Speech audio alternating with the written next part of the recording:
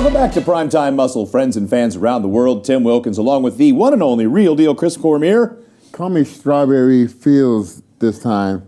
That's the name of my outfit. Is that you've named your outfit? I named my outfit now. So Tropical Storms and Chris's outfits now have names. And Tarek, what are you calling your suit today? Tarek Kilgindi, everybody. You know, I'm 44 years old. Father I'm of two. married. I have 2 children. And when I look at this, I question what I'm doing with my life.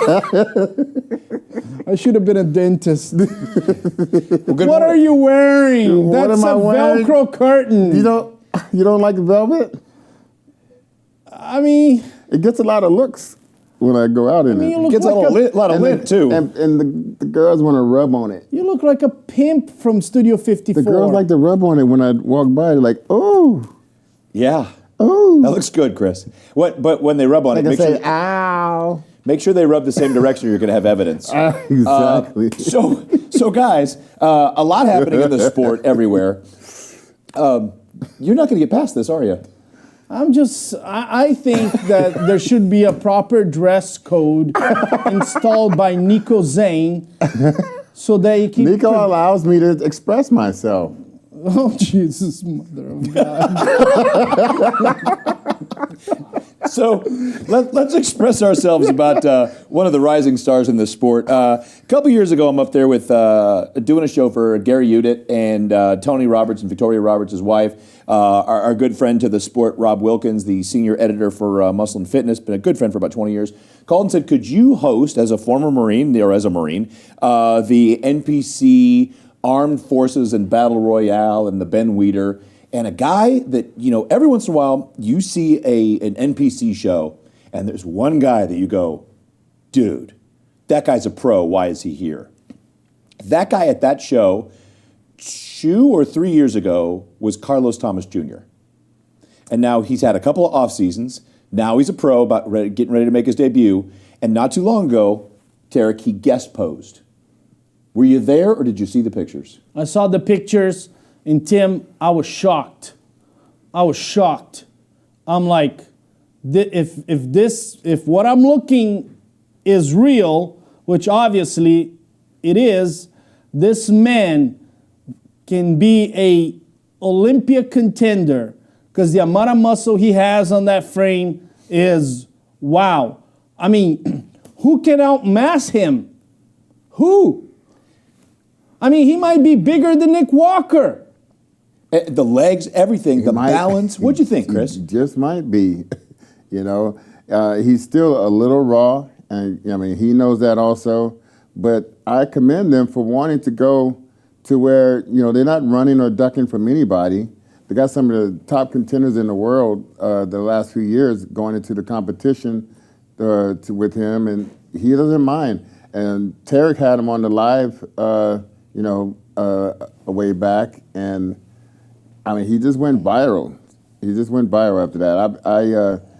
I did kind of mention to Tarek, hey, we got to get this guy on the show. And when he finally pulled the trigger, I mean, I think he got to know him a little bit more, and you know how close he is with his family and his dad. I talked to his dad for an hour at the show. Yeah, great guy. His whole dynamic, supportive. You know, you can see the calves on his dad, and you can see like that's some muscle. That's some trickle down muscle.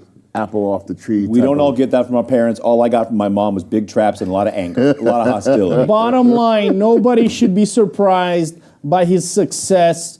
This guy is incredible. I'm so excited to what he's going to do within the next couple months. But I'll tell you, in terms of muscle mass, this guy might be the most muscular dude in bodybuilding. I think if he's next to Michael Crezo and they both hit a most muscular, he's going to look more dense. If he's next to Nick Walker, he's going to look more dense. That's how big this dude is. His legs are incredibly huge. Incredible. Now, Chris used a great word a minute ago. That word was viral. Speaking of something that's gone viral, your Olympia Battles.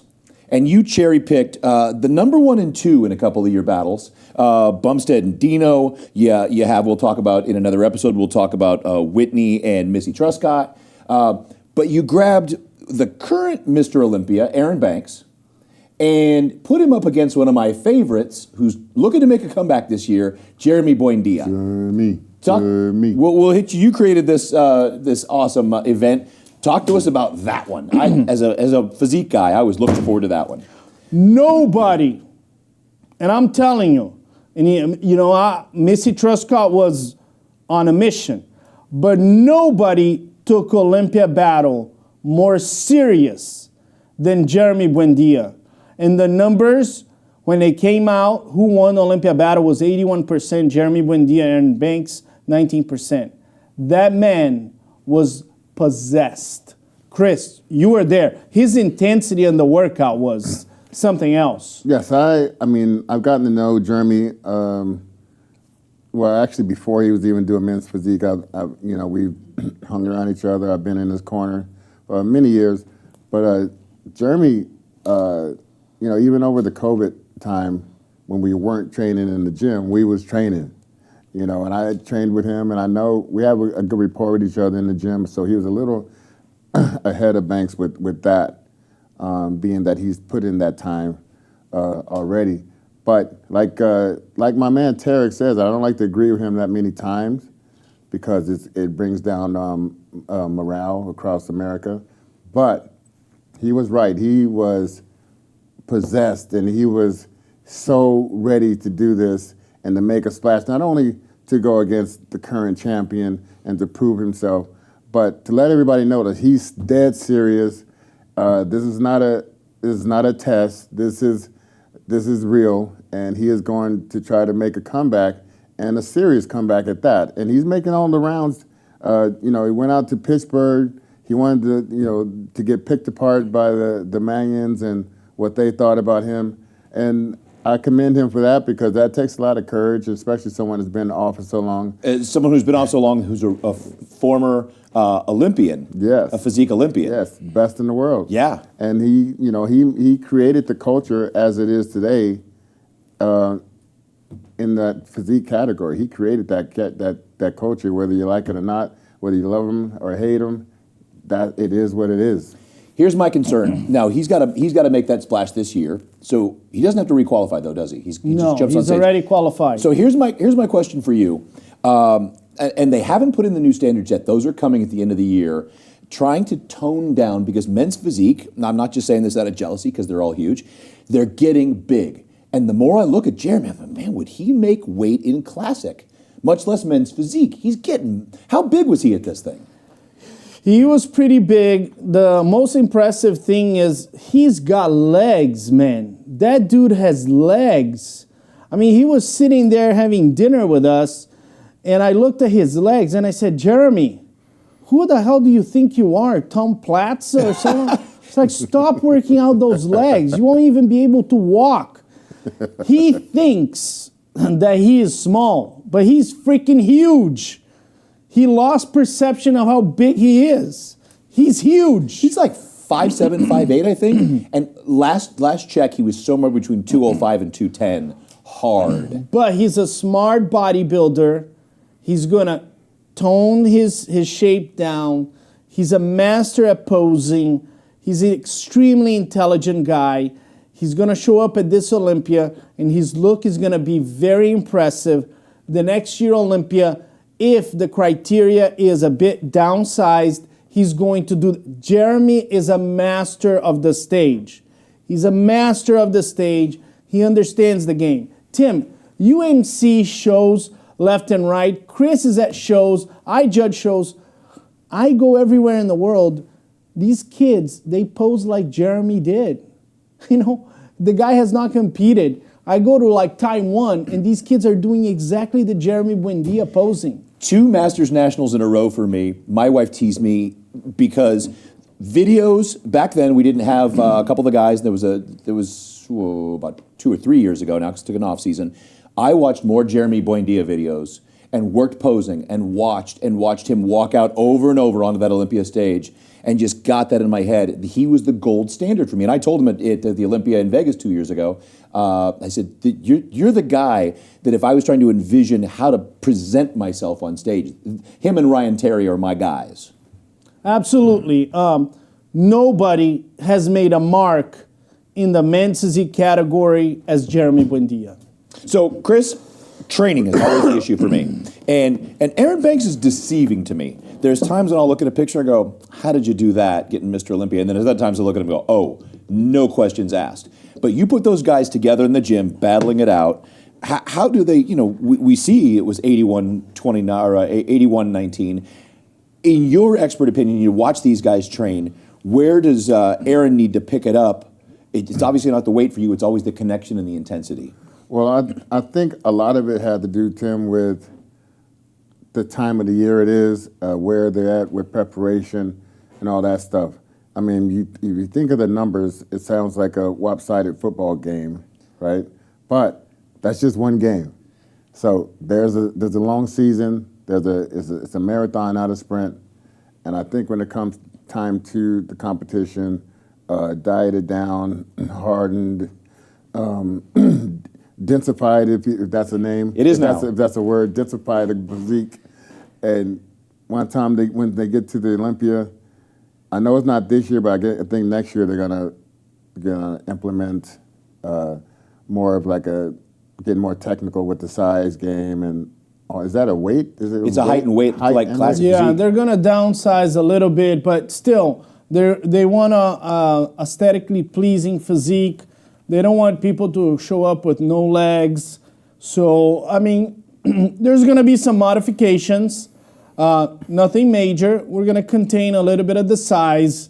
A lot of the competitors that are still doing well will continue to do so. Some of the competitors that are oversized, that are already getting the feedback, hey, you need to downsize, they'll have to make a choice. Hey, and Tarek, this, if I'm not mistaken, this happens every 4 to 6 years in all the categories. There's a bulletin board. We're going to change this. We're going to look for something different. We're going to go a different direction. This is obviously a different direction in physique. I'm going to tell you this. This is awesome. It's fantastic.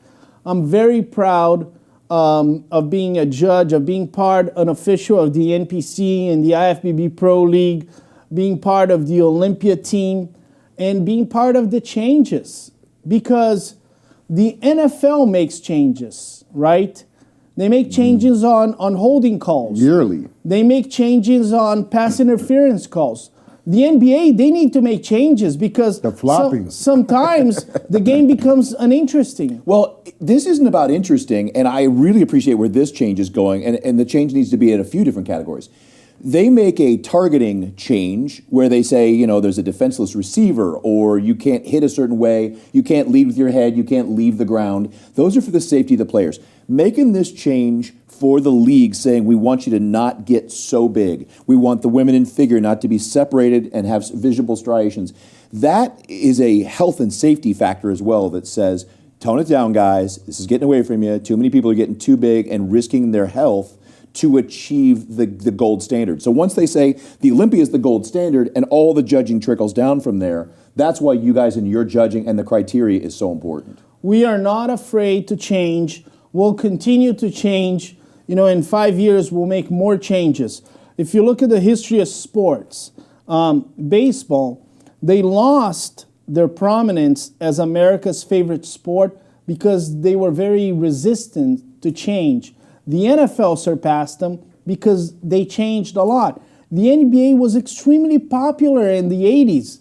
Magic Johnson and Larry Bird. And then you had Michael Jordan, extremely popular. The NBA has been going down. You know why? Because they're not making changes. And I'll tell you this. The three-pointer used to be a major attraction, right? Right now, it's no longer. Well, these guys got so much better at it. Just get the three-pointer about 2 feet, move them back. Yeah. I mean, another thing. They're going to make a four-pointer, I heard, pretty soon. Something. Make it exciting. Backpack. The competitors are getting taller. They're getting better. What are you going to tell Steph Curry? Hey, man, start shooting a little bit bad to make it competitive. Other thing is the rim. It's no longer exciting to see a dunk anymore because you got guys like, that can dribble and they're 7'4". Yeah. So, I mean, it's no longer exciting. Before you had the dunk competition, you got guys like, oh, Spud Webb, he can dunk and this and that. 5'6", 5'7". Right now, a dunk is just no longer exciting. So, hey, get that rim a little bit higher. Yeah. Oh, the shooting percentage is going to go down. Get the three-pointer a little bit far away. And if you wanted to make the WNBA more exciting, lower the rim for the WNBA, get the three-pointer a little bit shorter. Those are the kind of changes that make the sport better. And sometimes guys look at the bottom line and say, oh, well, we're still making money. Let's just keep things as they go. And they don't see the storm coming, which is another sport surpassing. UFC surpassed many of these sports because they made changes. They're like, oh, hold on, it's attractive, but what if we do weight divisions? Then it might become even more attractive. Well, I am looking forward to the changes that they're going to make to men's physique and potentially adding a pound or two to classic, and then the things that they'll do to the women's divisions. And more than anything, we're all excited for what Jeremy Buendia brings to his comeback and how he challenges the top 2, 3, 5, where he ends up in hopefully this year's Olympia lineup. And we've got a lot more on Primetime Muscle when we come back right after this.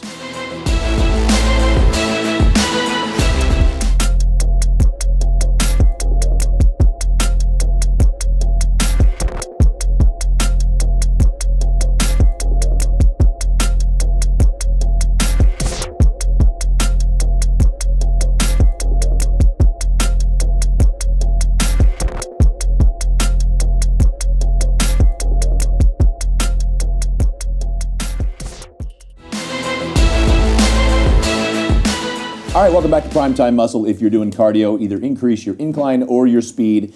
And let's continue. I feel like we're doing Peloton now. One of the guys that a lot of people follow, he's a legacy to the sport. We're big fans here. I was emceeing the Labrada Classic a while back. And of course, what better guest poster to have than Hunter? And I was watching the pictures leading up to it, and I said, I wonder what he's going to look like in person. Did you guys happen to see those pictures? Most definitely. Most definitely. What'd you think, Chris? I was very impressed. I shot him a text message, and I said, "Good on you, good on you. Great off season. Looking forward to seeing him stepping on stage and quite possibly trying to get back to that Olympia." I mean, he's totally improved. I know there was some talk about him changing, his food habits with the way he is, chewing or grinding his food or whatever, drinking his meals or whatever you're thinking, I just think it's nothing better than just hardcore feeding the body, improving in the gym, like I see he's done also. But, bringing up those body parts, I think the judges judged him, you correct me if I'm wrong, at a look that was not even half the look that he has now. And he's placed very well throughout his career. So he's never been a slouch or a bum. Let's do it. So, okay, guys, here's one conclusion about Hunter Labrada. He has placed in the top 4 at the Mr. Olympia. Hunter Labrada is a very special bodybuilder in the times that we live in right now because he can have a lot of mass, but he also has very good lines with a small waist. So he's a hybrid. And that puts him in a position of tremendous advantage. He actually has a smaller waist than guys like Derek Lunsford and Hadi Choopan, and he can have a lot of muscle. What is the challenge? The challenge has been the conditioning and one major body part, which is his back. But there are some shots where Hunter Labrada looks incredibly good. You can see here on the side triceps. He's got legs. He's got the triceps. Now, a lot of people talk about the chest. I honestly think he does a great job. It's not something that looks like an imbalance on his physique. He has all the tools. What does he need to do to become Mr. Olympia? He needs to improve that back. And he needs to improve that back quite a lot.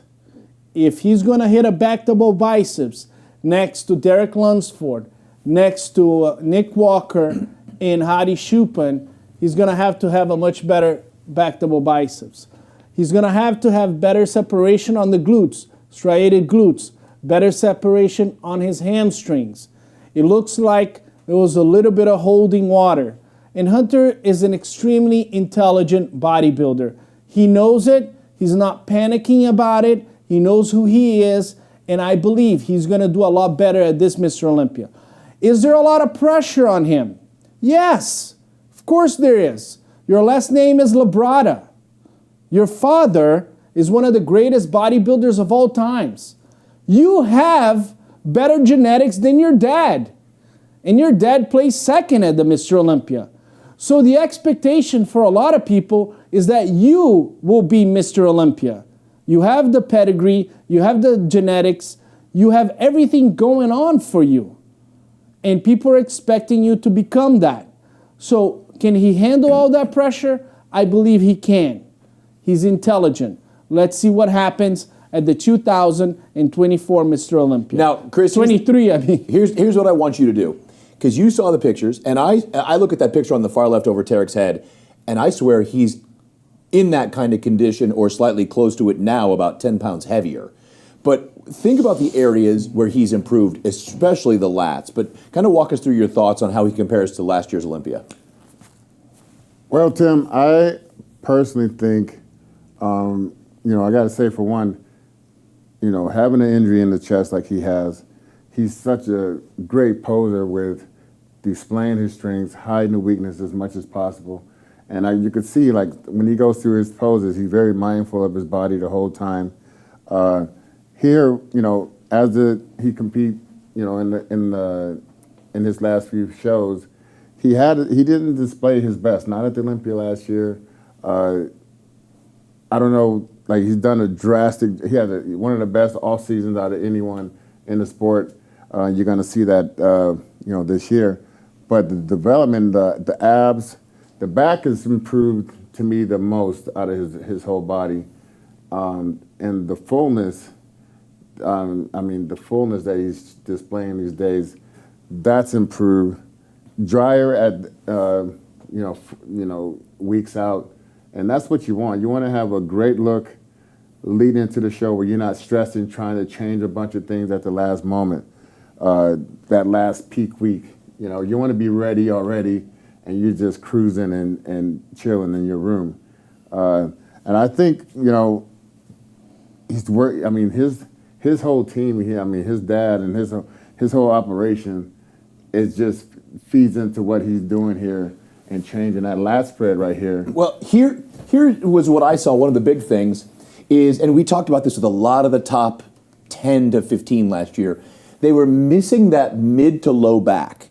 And when I saw him a few months ago, he had that connection of those barn doors. And they looked like they had filled in completely, almost down to his waist. And when he flared them out, it was the full movement now, not a big empty space. And Tim, you can see, the way he posed, and you could pose a little bit different as you get more development, as you get older, as you get more developed. You pose a little bit different. The swag you have behind that pose, all that stuff, you can see he's elevated his mind to where he's more confident in his physique. And I think that's going to show greatly on the stage, this whole year here. Now, Tarek, you hit a point that goes beyond his physique, and as much as I am a huge fan of all the Labradas, he was pulling water on the Friday night in prejudge, big time. Just dripping the tan, pulling the water. Something's got to give in the prep this year to where he's ready the Friday and peaks that day instead of to make sure he's in that top 5 to top 10. Am I wrong here? Did you judge the Open last year? Or was Yes. It? Yeah. I judged all categories last year. That's why I missed our time at the booth. Yes. You made me feel guilty about it. You should be guilty. Yes. Hunter was not in shape on stage. He was holding a film of water, which prevented us from seeing separation. It happens to all bodybuilders, but it happens very seldom for the great bodybuilders, okay? So Hunter needs to fix this. He can't show up at this Olympia or the next Olympia and have the same issue. You know, Nick Walker has not had this issue. You know, I mean, Derek Lunsford. Heidi Chupin has never had that Derek issue. Lunsford has had this issue as a 212, but in the last, so you gotta have this issue once, okay? Otherwise, people start characterizing you as a guy that holds water, right? I mean, and we don't want to characterize anybody like this, but there are some competitors that have a real hard time getting in shape. That's not the case with Hunter. He just had one show. But the warning sign is, hey man, you placed top 4. You're one of the greatest genetics we have. There are some guys winning Olympias that don't have your genetics, okay? Your last name is Labrada, okay? No pressure. Okay, so we need you. We need you in that top 5. You know who thinks he should be in the top 5? You know who thinks he should be on the top 5? Hunter. Nick Walker. Nick Walker said, I think Hunter is coming back to the top 5. That's how respected he is among the guys that are actually placing in the top 5. They know how good he is. Hunter Labrada is a hell of a bodybuilder. There's no other place for him than the top 5 at the Mr. Olympia. This is now or never. Get back in there. Now, Chris, here's another way to look at this, because it's I've had a couple guys this year at shows run up to me, and a couple of pros actually, a men's physique and a classic. Yeah. And they said, hey, look at me, and they're pinching around, and they're going, what do I do about losing water? And I said, that's not water. You need to be leaner. And I know he was dripping on stage in prejudge, but is it a leanness issue where he could still hold that water and fill out the muscles, and just needs to be a % leaner to hit those striations? Don't even get me started. Chris, you start, Chris. Well, I think that the way you prepare your food, the way you prepare for the competition, that's going to dictate how you look on the stage, obviously. But I think he was struggling with what's necessary with the way you go about your preparation, the way you're preparing your food, and what's going to make your body look the best. And I think, by adding the red meat or the meats or the solid food, that The drier starches. grill that meat, use all the techniques there is to get lean. There's so much information, so much more nutrition. There was never even like half the stuff that people do these days or come up with wasn't even around back when I was competing. But it's so much information out there now, and so many ways, and different ways to get in shape. And I feel like, I think he's just coming into his own. He's getting a bit older, a little bit more mature muscle, and a fuller, drier Labrada. I feel like that's going to really weigh in heavily with the judging. Well, speaking of weighing in, you weighed in a lot better with a lot of quality improvements. Hunter, we are excited to see what you bring to the stage, and looking forward to getting you back into the Olympia and back into that top 5. And we're looking forward to our final segment on Primetime Muscle when we come back. People always ask how I got here. I was willing to work just a little harder than everyone else. Every damn day. If I can have hundreds of hours back, I'm gonna grab them. Spending hours prepping chicken, rice, and vegetables, F that. I rely on perfect nutrition. I rely on trifecta. All right, final segment of Primetime Muscle today, and we're talking women's bodybuilding. We have a reigning champ that I believe is on her 3rd victory. She's going for her 4th? 4th, yeah. She's going for her 4th, Andrea Shaw. And then Maybe going for her 3rd. No, 4th. This will be the 4th. And as we go through this, we're trying to figure out who her biggest contenders are, and it looks like you had an interesting point about who was 2nd last year that may or may not be 2nd this year, and then we'll talk about who we think might be one of the big contenders. So if you look at the women's bodybuilding, we might be going through a transitional moment. Margie Martin, man, she's got the mass, poses But retired. well. Yeah. Helle Trevino, right? She was iconic. She had a mass, and she really, made a name for herself. Mayla Ash. Mayla Ash, even though Mayla Ash surprised everybody, and I think she looked incredible in Atlanta, You were the master of ceremony. Did she look as good in person as she did on the pictures? She looked really good. However, I don't think second, third, and fourth were as conditioned as enough to give her that hard push. Yeah. But she's one of the icons of this era, so she definitely deserves her. And she'll peak for the Olympia. So second place competitor at the Olympia was Angela Yo. And Angela Yo has not been competing in women's bodybuilding for a long time. It was her first Olympia and she already placed second. You know, she was overjoyed and she had great conditioning. She poses very aggressively. She really made a name for herself. But we have not had somebody battle Andrea Shaw consistently. Then we have Natalia Kovaleva, who won the New York Pro and is going to the Mr. Olympia. Natalia always had potential. Everybody always looked at Natalia and said, oh my, the day she comes in shape, she can really make an impact. Well, she did in New York. She made an impact. And what was striking was that she actually has the muscle mass to go against Andrea Shaw. A lot of the other competitors, they do not have the muscle mass to go against Andrea Shaw. So in one criteria, Kovaleva can battle against Andrea Shaw. She might be behind in terms of lines and shape, which is okay.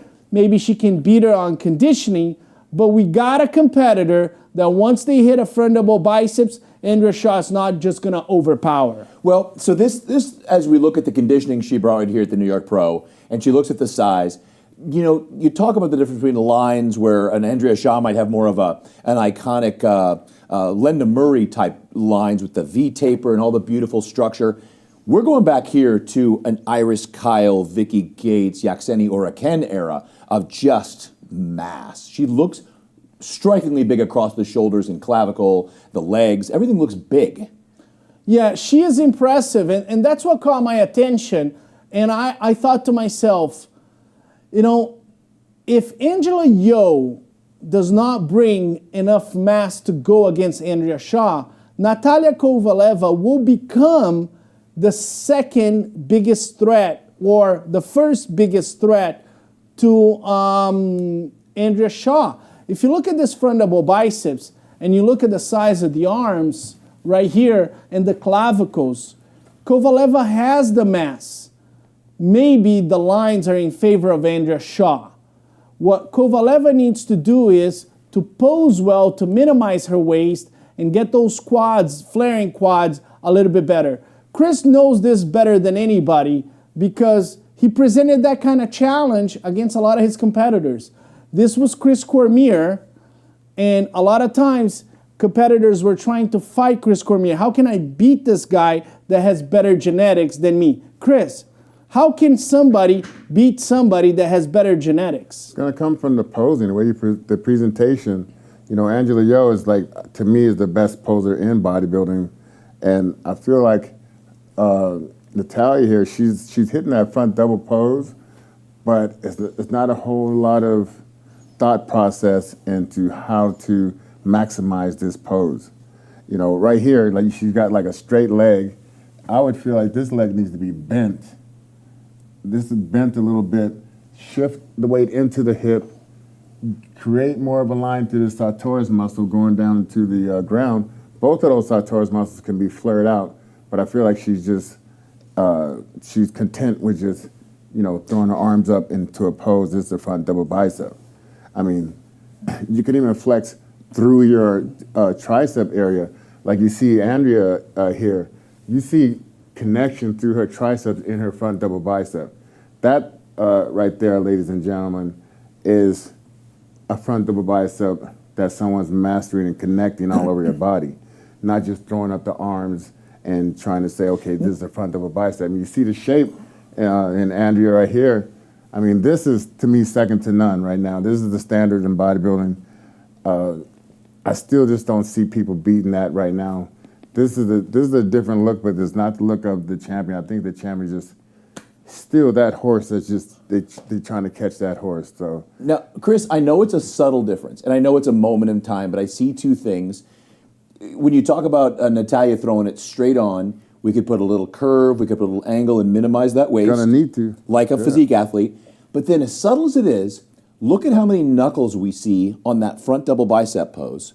Right. Versus Andrea's got it twisted just a little for a little more peak and to tip those elbows back just a touch and be able to interact with all those muscles of the bicep and tricep. I mean, is that... Yes, that's right. But also, like I say, it's a connection through the tricep also. You don't just focus on the bicep in the front of a bicep pose. I would like to even sink those thumbs inside my hands so I can, even get a little bit more torque. Keeping those palms directly over the bicep, all that's going to help. So you don't want to slide, you don't want your forearm, your elbows coming towards the crowd. You just want to twist those wrists and keep the elbows stationary. Now, Judge and Chris, pick apart our back pose and compare us across the various parts. We're going to start top to bottom or bottom to top. Well, you see Andrea right here. She has that little shape thing going that's showing off her physique in the best way possible.